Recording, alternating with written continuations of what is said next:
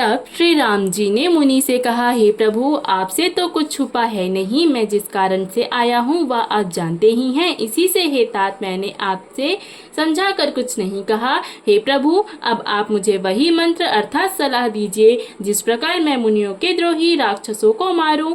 प्रभु की वाणी सुनकर मुनि मुस्कुराए और बोले, हे नाथ, आपने क्या समझकर मुझसे प्रश्न किया? हे पापों का नाश करने वाले, मैं तो आप ही के भजन के प्रभाव से आपकी कुछ थोड़ी सी महिमा जानता हूँ। आपकी माया गुलर के विशाल वृक्ष के समान अनेक ब्रह्मांडों के समूह ही जिसके फल हैं, चर और अचर जीव जंतुओं के समान उन फलों के भीतर बसते हैं और वे अपने उस छोटे से जगत के सिवाय दूसरा कुछ नहीं जानते। उन फलों का भक्षण करने वाला कठिन और सरल काल है, वह काल भी सदा आपसे भयभीत रहता है। उन्हीं आपने समस्त लोकपालों के स्वामी को होकर भी मुझसे मनुष्य की तरह प्रश्न किया। हे कृपा के धाम, मैं तो यह वर मांगता हूँ कि आप श्री सीता जी और छोटे भाई लक्ष्मण जी सहित मेरे हृदय में सदा निवास कीजिए। मुझे प्रगाढ़ भक्ति, वैराग्य, सत्संग और आपके चरण कमलों में अटूट प्रेम प्राप्त हो। यद्यपि आप अखंड और अनंत ब्रह्म हैं,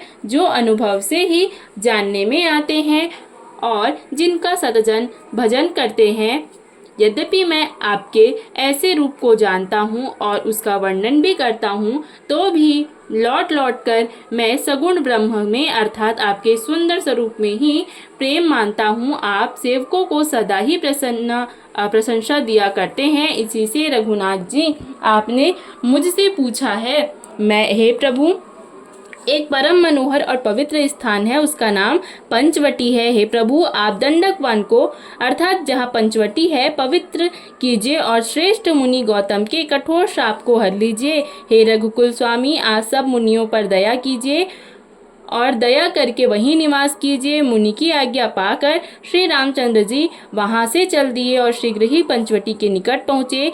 वहाँ गृद्धराज जटायु से भेंट हुई।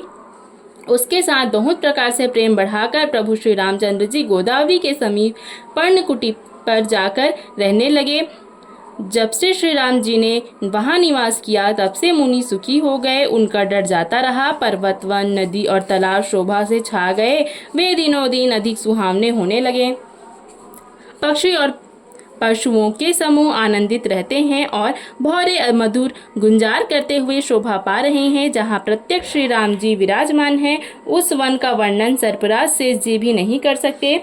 एक बार प्रभु श्री राम जी सुख से बैठे हुए थे। उस समय लक्ष्मण जी ने उनसे छल रहित सरल वचन कहे, हे देवता, मनुष्य, मुनि और चराचर के स्वामी, मैं अपने प्रभु की तरह अर्थात अपना स्वामी समझकर आपसे पूछता हूँ।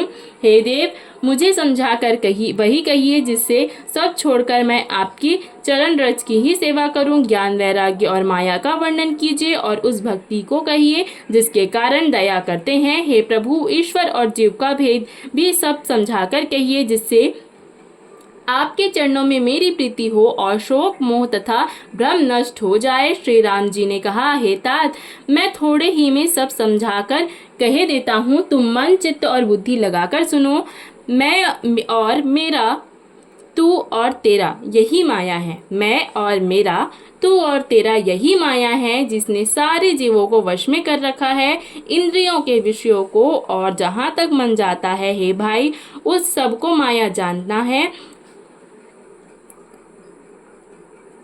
उसके भी एक विद्या और दूसरी अविद्या, इन दोनों भेदों को तुम सुनो। एक दुष्ट और अत्यंत दुख रूप है जिसके वश में होकर जीव संसार रूपी कुएं में पड़ा हुआ है, और एक जिसके वश में गुण और जो जगत की रचना करती है वह प्रभु से ही प्रेरित होती है। उसके अपना बल कुछ भी नहीं है। ज्ञान वह है जहाँ अर्थात जिसमें मान आदि एक भी दोष नहीं है और जो सब में समान रूप से ब्रह्म को देखता है। हे तात, उसी को परम वैराग्यमान कहना चाहिए जो सारी सिद्धियों को और तीनों गुणों को तिनके के समान त्याग चुका हो, जो माया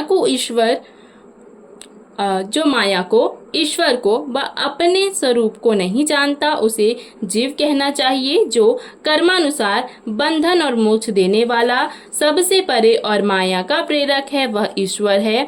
धर्म से वैराग्य और योग से ज्ञान होता है तथा ज्ञान मोक्ष का देने वाला है, ऐसा वेदों ने वर्णन किया है। और हे भाई, जिससे मैं शीघ्र ही प्रसन्न होता हूँ वह मेरी भक्ति है। जो भक्तों को सुख देने वाली है वह भक्ति स्वतंत्र है, उसको ज्ञान विज्ञान आदि किसी दूसरे साधन का सहारा नहीं है। ज्ञान और विज्ञान तो उसके अधीन है। हे तात, भक्ति अनुपम एवं सुख की मूल है और वह तभी मिलती है जब संत अनुकूल अर्थात प्रसन्न होते हैं।